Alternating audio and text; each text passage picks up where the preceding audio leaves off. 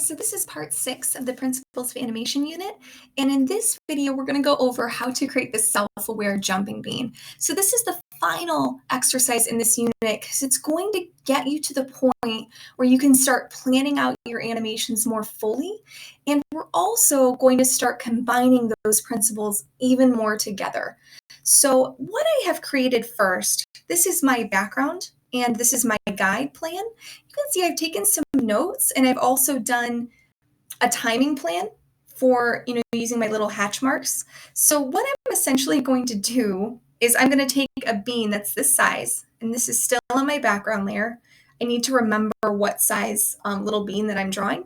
If you want to do this more linear, you can. I find for this exercise, for it to not take too long, I like to do it just as a little, black sort of dot. It's up to you if you want to do that or not. So first I had it start on this little X, and I'm going to have it start by just kind of looking around for a second. I'm going to have it jump itself off the ground, so squash and stretch. And then I'm going to have it gather speed and then whip itself into the wall. It's going to bounce onto the wall and then bounce down a few times to kind of lose gravity.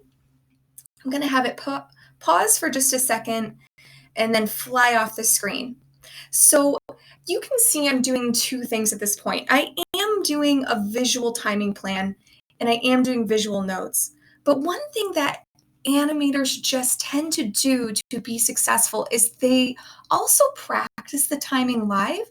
So me actually doing this, like looking around, jumping up, letting it pause, bringing it up, bounce, pause, fly off the screen. So me literally practicing that is how animators do it when they do characters. You have to be able to almost act it out yourself in live time to be able to translate that into an animated sort of timeline. So now let's compare what I just showed you guys with me practicing it with the final animation. Just looking around, it's going to gather speed, bounce, bounce, bounce, bounce, pause, fly off the screen. So because I had already an idea of what I was going to do, I kept it open enough that I could kind of translate that into an animated sort of time. So I'm going to do something pretty similar. I'm actually going to try to do a similar layout in my example so you guys can see how to build the same sort of one. So if this seems like a lot, you can just animate literally what I'm showing you, but you could totally be creative with this and do something totally different. You just want to make it propelling itself through space, and you want to make sure it's working with gravity. All right, so new canvas, time lapse, 1080p, 1920 by 1080, good quality, create. So we have done that before.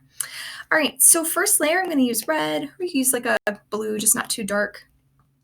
And I'm going to go to my technical pen. All right, so I'm going to give myself that starting point again.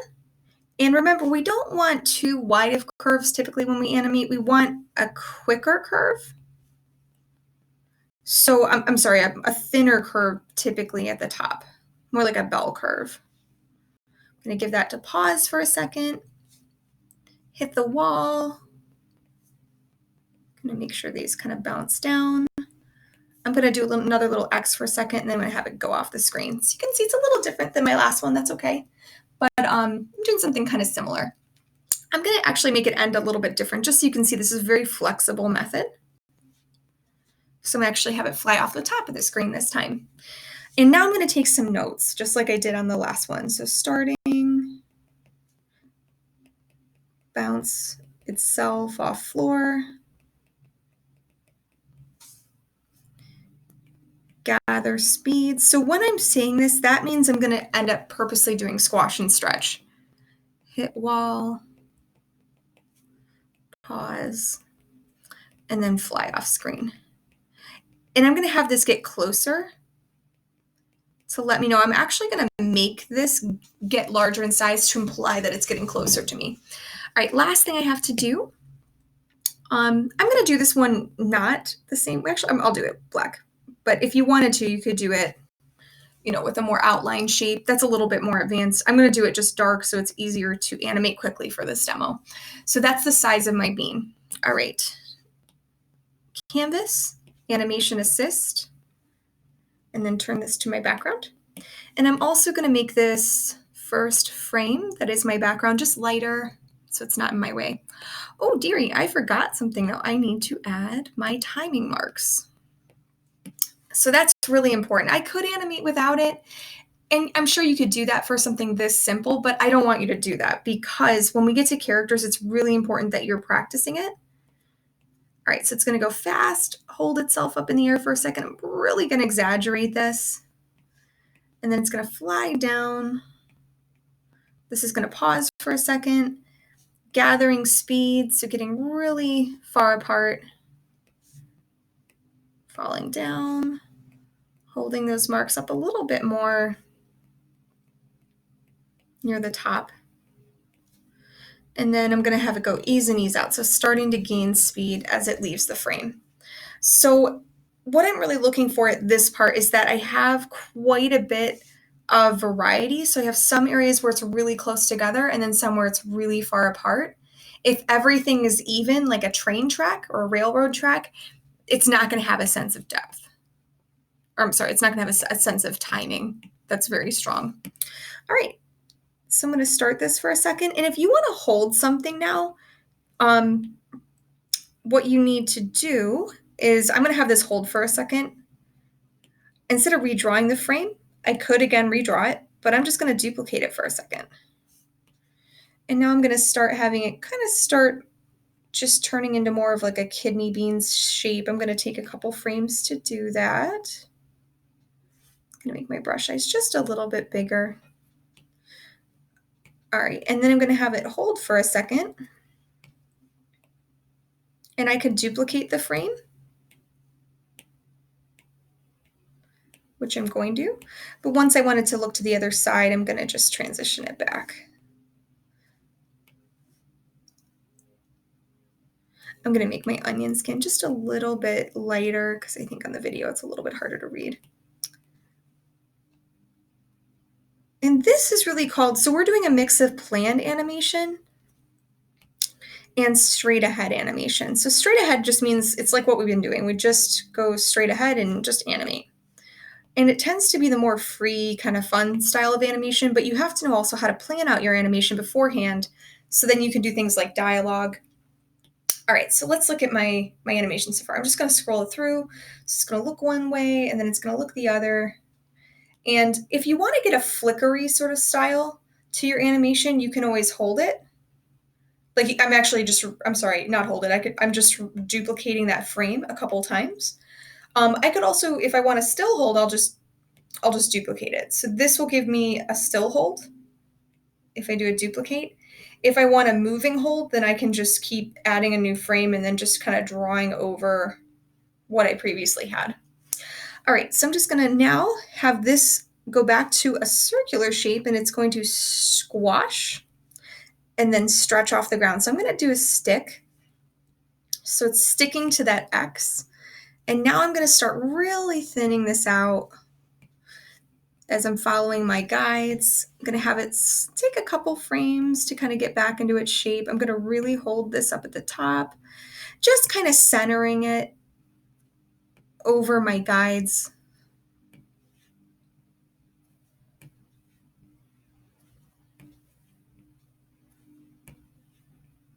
Okay, I'm going to start transitioning back to a very stretched frame. Again, straights tend to be a quicker speed.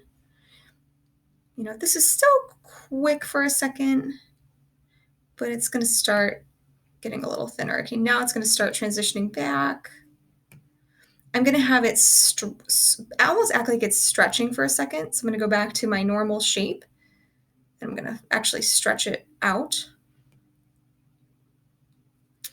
Okay, I'm going to let it hold for a second.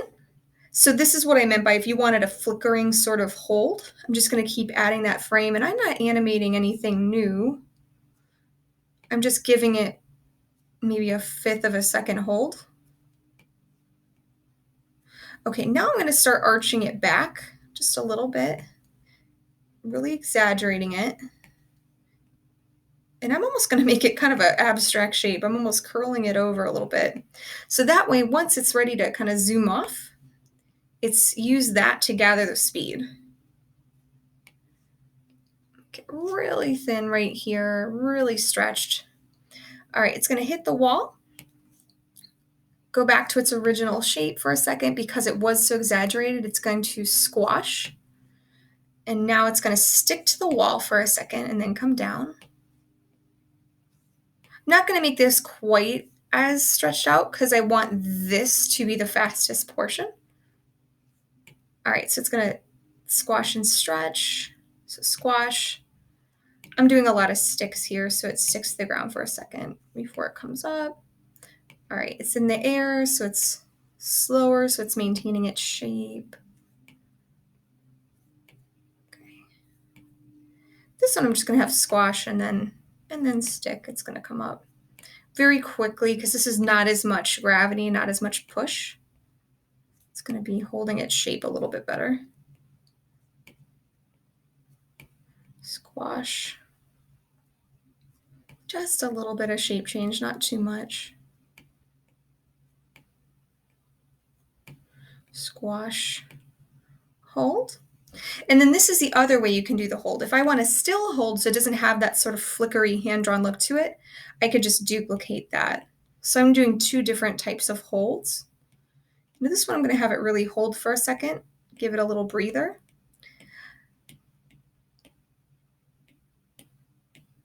Okay. And now I'm going to have it squash itself. Maybe I'll make this a very strong squash. I'm doing 3 frames for my squash. I'm even like kind of angling it forward a little bit. Now I'm going to have it start stretching itself out. And I'm going to have this actually start getting bigger. I know I said typically not to do that, but I want to make it look like it's getting closer to the frame. Maybe closer to us as it zooms off the page. And again, if something goes off the page, you always want to have an extra frame kind of right at the end. All right, so let's kind of go through all that motion. I also think this is just a really important exercise because you can see very quickly I have animated something in about 12 minutes, even just talking through it. So animation's not always about detail, it's about really getting the movement right. I really wasn't being nitpicky over any of my stuff. All right, so now I'm going to just kind of check everything, make sure I like the movements before I play it. I'm just scrolling through it. So he's checking things out. He's going to squash, stretch up, hold for a second, stretch back, hold for a second. Now, I felt like that was a little bit of a weird movement. So I don't really like that. I might go back and change that in a second, and I think we're going to. But I let it hold for a second. Now it's gathering speed. It's almost curling itself over, and now it's going to start stretching, squash, bounce, bounce, bounce. So that looks good.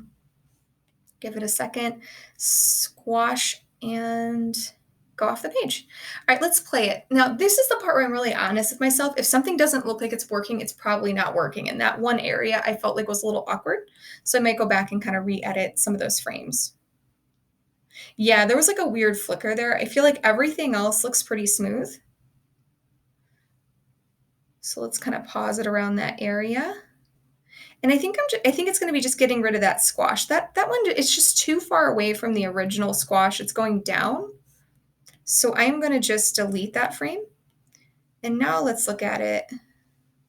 Yeah, I think it looks better without it. Just play through the whole animation one more time.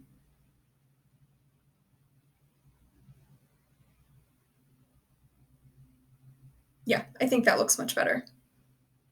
All right, guys, that's it. Self-jumping bean. Actually, I have one more thing that I want to show, which is how to export your animations now. And you will do this for the whole unit.